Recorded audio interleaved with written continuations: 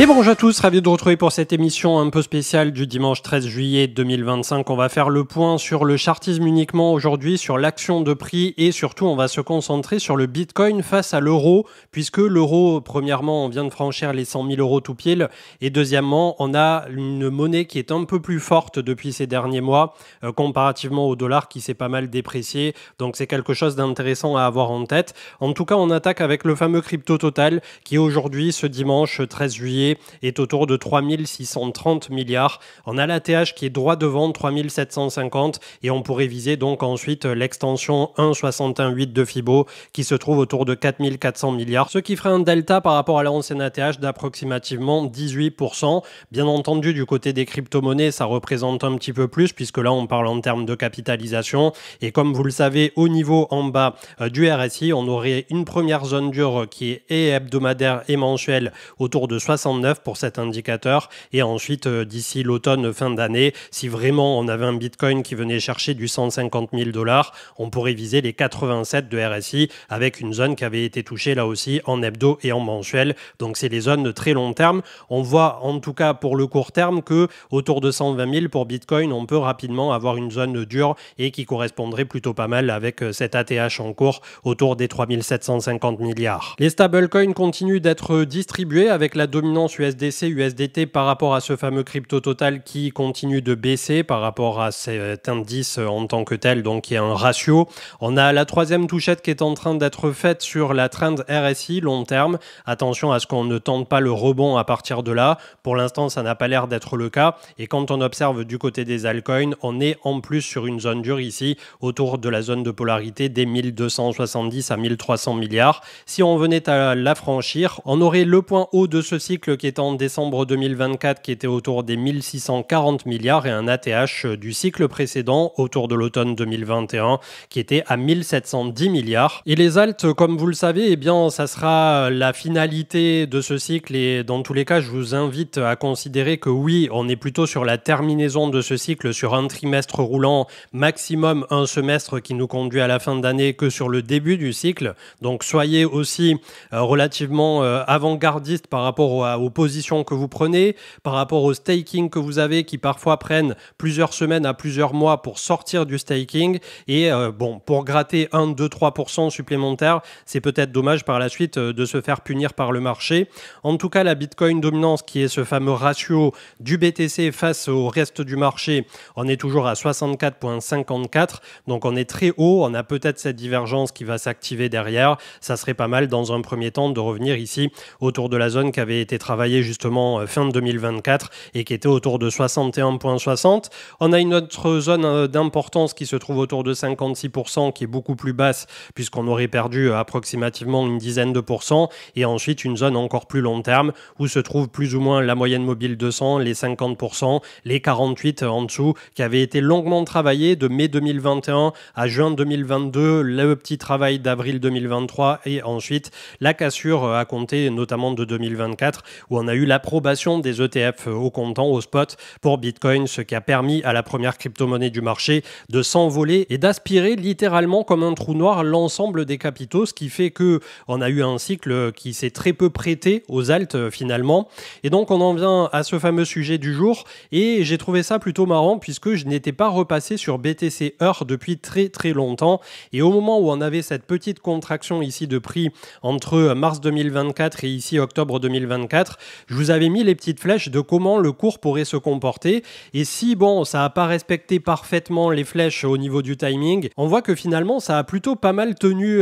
par rapport au scénario qu'on s'en faisait et par rapport à l'objectif qu'on pourrait atteindre donc sur cette fin d'année et pour le moment donc face à l'euro on n'a pas fait un nouvel ATH effectivement, on est à 100 000 415 ce matin. L'ATH se trouve autour de, que je vous dise pas de bêtises, 105 962 pour ne pas dire 106 000. Là aussi le RSI médian autour de 52-53 pour l'euro en hebdomadaire, on est sur Bitstamp, avait plutôt pas mal joué son office donc de rebond par rapport au creux qu'on avait eu autour du 7 avril 2025 et donc en termes de projection par rapport à l'euro qui en ce moment est plutôt fort, donc lorsqu'on aura fait un nouvel ATH face à l'euro, ça voudra dire que vraiment on commence les choses sérieuses, j'ai envie de dire. Les zones de confluence par rapport à cette trend, admettons qu'on monte relativement vite et relativement fort, on a une première zone de confluence confiance autour de 130 000 euros, avec le 2,61,8 qui est autour de 133 000 euros. Et derrière, on a la box qui nous conduirait au 3,61,8, 178 000 euros. Donc en gros, une fois qu'on est autour des 130 000 euros, je suppose, voilà, j'essaie de faire la conversion de tête par rapport au ratio du moment, qu'on serait plus ou moins autour des fameux 150, 155 000 dollars si on convertit donc euro-dollar. Donc pour moi, tout ce qui arrive autour de cette zone qui en plus est cumulative avec un FIBO, on va dire entre la petite trend d'ici, allez, 125 000 euros à 135 000 euros pourrait être, face à l'euro en tout cas, quelque chose de pertinent pour la prise de profit et tout ce qui s'ensuit. Si vraiment on perçait cette zone des 135 000 euros et qu'on se dirigeait pour le Bitcoin face au dollar sur quelque chose comme 180 000 ou 200 000 dollars, là on aurait donc l'extension suivante où on serait autour de 178 000 à 180 000 euros. Mais ça reste de mon côté et ça n'est qu'un avis personnel, bien entendu. Je vous invite systématiquement à remettre en question tout ce qu'on peut vous dire sur Internet. Et là, en l'état, les fameux 180 000 euros qui correspondraient à plus de 200 000 dollars, voilà, pour ce cycle, why not? S'il y avait un emballement généralisé du côté des institutionnels,